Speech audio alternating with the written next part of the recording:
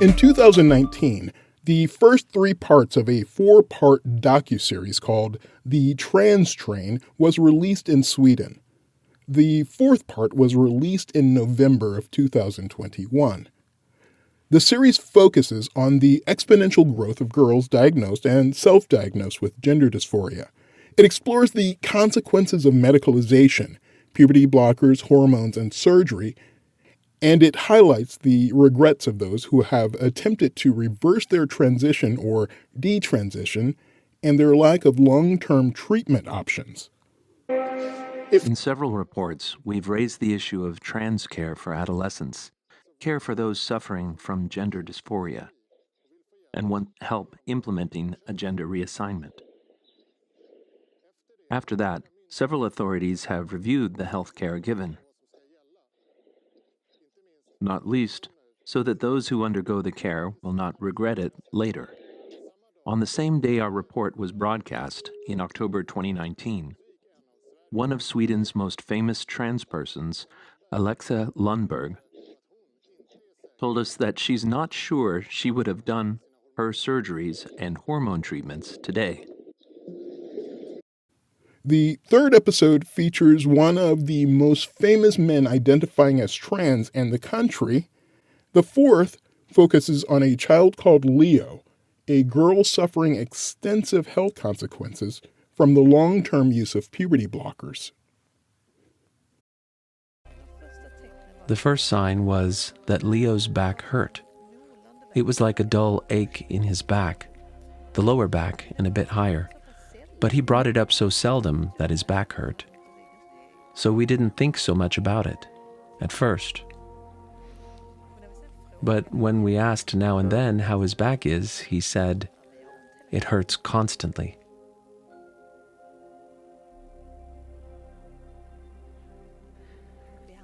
He's been treated for over 4 years, and his health is deteriorating. That's more than twice as long as the defensible 2 years. After our first Trans Train program, several authorities were commissioned to investigate on what knowledge the gender dysphoria healthcare is based. In December 2019, the first of these reports arrived. Following the airing of the initial 3 parts of the series, the number of referrals to gender clinics decreased sharply and dramatically. It sparked a national conversation on the ethics of the medical intervention, especially for adolescents. As a result, there has been increased caution leading to a focus on evidence-based medicine. All healthcare must be based on science and proven medicine, evidence-based medicine. But is this valid for the care of the recent adolescent group with gender dysphoria? There are only a few studies of children and young. Those studies often refer to children and young from before this rise in referrals from about a decade ago. What would you say are the implications of this? If this group that has emerged in the recent decades is different compared to those who came earlier, then we really don't know how this group, which results and issues are relevant for them. It is mainly girls who are responsible for the increase in the number of patients, many with other psychiatric diagnoses. Doctors are alerting that they don't think all feel better from treatment, and so there is not enough research available.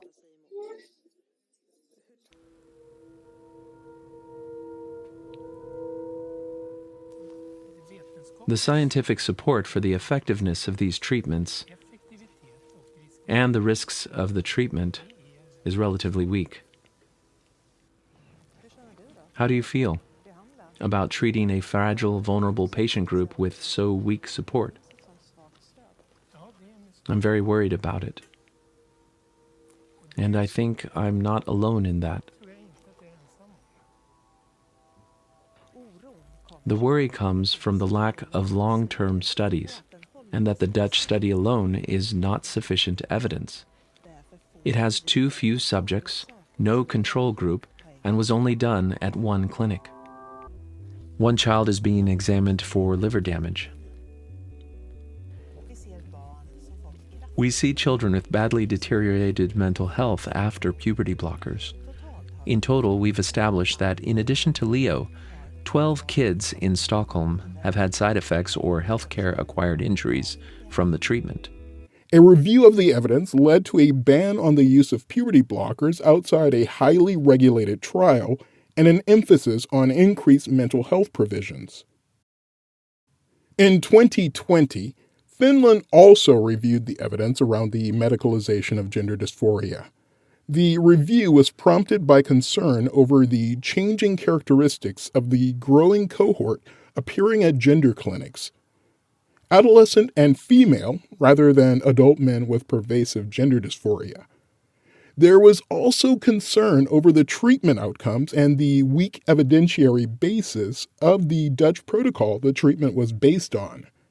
Similar to Sweden, the review led to a focus on mental health provisions and rigid constraints on the use of puberty blockers and hormones. In March, Britain's National Health Service announced that it will no longer routinely prescribe puberty blockers to gender-questioning young people under the age of 18. In April, England's highest health regulator, the Care Quality Commission, announced that it would similarly enforce the ban among England's private clinics. The change follows guidance published last month in a highly anticipated independent scientific review of gender health services for children in England. That review was commissioned by the NHS itself, and it concludes that, quote, "For most young people, a medical pathway will not be the best way to manage their gender-related distress," end quote. British pediatrician Dr. Hilary Cass led the independent review, now popularly known as the Cass Review. Cass is one of Britain's most highly respected pediatricians and former president of the Royal Society of Pediatrics and Child Health. But first, some background. Unlike the United States, England had only one specialized clinic for gender-distressed youth. The Gender Identity Development Service, or GIDS, embraced gender-affirming care, including prescribing puberty blockers. Concerns about the clinic first emerged around 2018. The patient list had spiked from just a few dozen in 2010 to almost 3,000 in 2021, and the vast majority of referrals were for adolescent girls. In 2020, a former patient sued the clinic, claiming that children could not properly consent to using puberty blockers. That case went to the UK's highest court. Today's landmark judgment will make that entire process a lot more complicated. Specifically in court, they looked at the issue of under 16-year-olds. They found that a child could not always realise the long-term consequences of taking puberty blockers. Those events prompted Britain's National Health Service to investigate.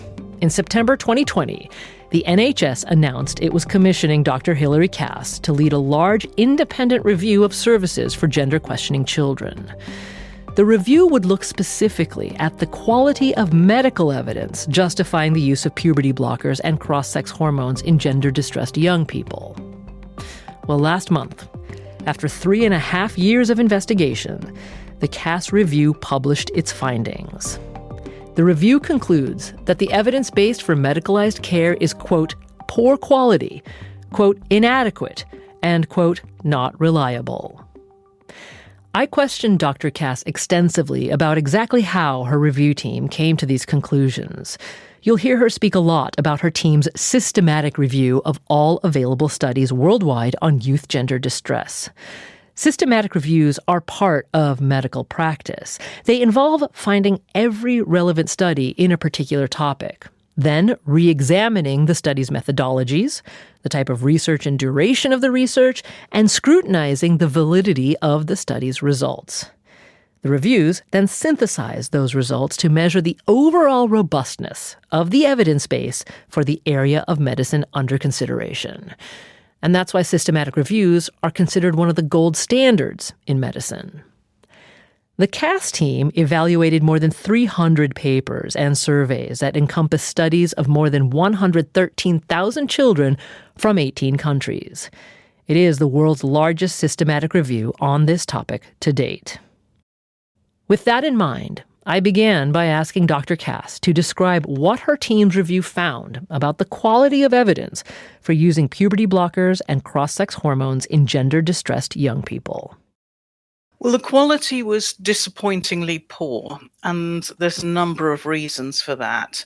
One of the significant reasons is that they just didn't follow up for long enough, particularly for young people who were taking masculinizing and feminizing hormones, because it's not enough to just follow up for a couple of years. You really want to know how people are doing in the longer term and if they're thriving into adulthood. So that was one problem. Another problem is that many of the studies didn't take account of the fact that this is a really what we call heterogeneous, so a mixed population of young people who were very different from each other. And that population has changed in recent years from predominantly birth-registered boys presenting quite early to predominantly birth-registered girls presenting in the teenage years. Now, also, they have much greater complexity in their presentation. So within that group are young people with autism, there are young people who may have other complex mental health issues, there are young people who may have had a series of traumatic events in early childhood. And for each of those young people, you need to think about how all of those factors are going to impact on how well they do. Seeing what happens with adolescent transition when the evidence has been examined might lead you to think there's been no study in the U.S. You would be wrong. As I said in the first video, transition doesn't serve the child.